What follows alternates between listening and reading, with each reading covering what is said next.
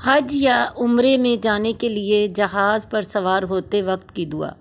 بسم اللہ والحمد للہ الذی ہدانا للاسلام وعلمنا القرآن ومن علینا محمد صلی اللہ علیہ وسلم۔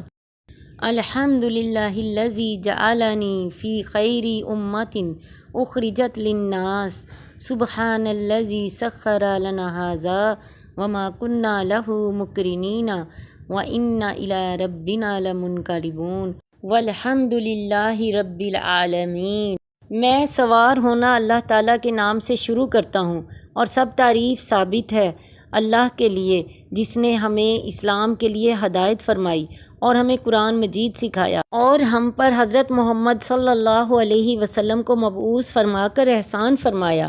شکر ہے اس ذات کا جس نے مجھے بہترین امت میں پیدا فرمایا جو لوگوں کی ہدایت اور بھلائی کے لیے نکالی گئی ہے۔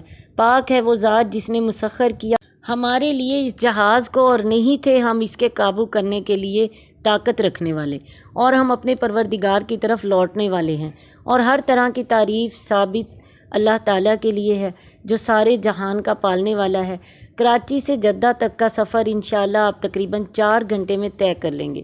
سفر کے دوران دل ہی دل میں یا بآواز بلند تسبیح، درود شریف، استغفار پڑھتے ہوئے جائیے، اور اپنی لو اللہ تعالیٰ سے لگائیے، اور اس کا جتنا بھی شکر ادا کریں کم ہے۔